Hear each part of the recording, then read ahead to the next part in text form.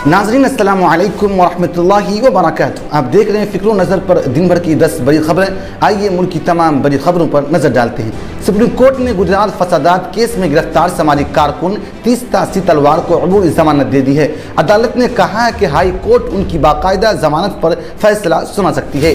फिलहाल उन्हें अबूरी जमानत मिल गई है। अदालत ने कहा है कि तीस्ता को तहक़ीक़ात में मुकम्मल ताउन करना होगा और उन्हें अपना पासपोर्ट भी हवाले करना होगा। ऑल इंडिया मजलिस इत्तेहादुल मुस्लिमीन के सदर असदुद्दीन ओवैसी ने पीएम मोदी पर नुक्ताचीनी करते हुए कहा कि उन्हें उम्मीद है कि INS विक्रांत पीएम मोदी को चीन के बारे में बोलने की हिम्मत देगा, जिसने हमारे इलाके के 10 गांवों पर कब्जा कर रखा है। उम्मीद है कि INS उन्हें इतनी ताकत देगा कि वो पार्लियामेंट में चीन का नाम ले सकेंगे। रियासत उत्तर प्रदेश के लखनऊ में बिलकिस बानो के कसूरवारों की रिहाई के खिलाफ एहतजाजी मुजाहिरा किया गया। मुजाहिरे के दौरान पुलिस ने सभी मुजाहिरीन को हिरासत में ले लिया। दरअसल लखनऊ के शहीद स्मारक पर मकामी समाजी कारकुन ने बिलकिस बानो के कसूरवारों की रिहाई के हवाले से एहतजाजी मुजाहिरा किया था। नाबालिग लड़कियों के साथ जिनसी ज्यादती के इल्जाम में गिरफ्तार मुर्गा मठ के पुजारी शिव मूर्ति मुर्गा मठ को 4 दिनों की पुलिस हिरासत में भेज दिया गया है।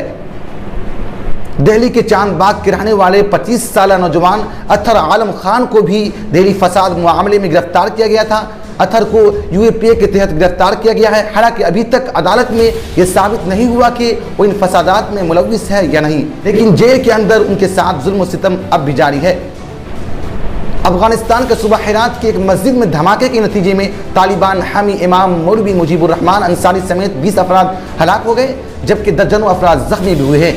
हेरात के मकामी हुक्काम ने कहा कि यह धमाका नमाज जुमा के दौरान मस्जिद के अंदर खुदकश हमले की वजह से हुआ है। गाजियाबाद के सवा हैदर अमेरिका में काउंटी बोर्ड का इलेक्शन लड़ेंगी। उन्हें सदर जो बाइडेन ने अपनी डेमोक्रेटिक पार्टी से नामजद किया है। काउंटी बोर्ड के इंतखाबात 6 नवंबर को होने हैं। इससे पहले भी वो 2021 में स्कूल बोर्ड की इंतखाबात में हिस्सा ले चुकी हैं। माशी बहरान से 2-4 श्रीलंका के माजूल मफरूज साबिक सदर गोटाबाया राजापक्षे की थाईलैंड से हफ्ते को वतन वापस आने की तवक्को है।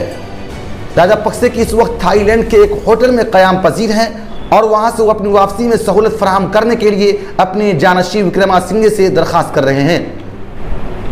श्रीलंका ने कुशाल मेंडिस की 60 रन और डासिन शांका की 45 रन की शानदार इनिंग्स की बदौलत एशिया कप 2022 में जुमेरात को बांग्लादेश को 2 विकेटों से शिकस्त देकर सुपर 4 में कदम रखा। एशिया कप के ग्रुप स्टेज का आखिरी मैच पाकिस्तान और हांगकांग के माबैन जारी है। इस मैच में जीतने वाली टीम सुपर 4 में इतवार के रोज टीम इंडिया के साथ खेलेगी, जबकि हारने वाली टीम टूर्नामेंट से बाहर हो जाएगी। पाकिस्तान और हांगकांग के माबैन ये मैच सुपर 4 के लिए होगा। नाजरीन, आज के खबरनामा में इतना ही। फिर मुलाकात होगी। शुक्रिया।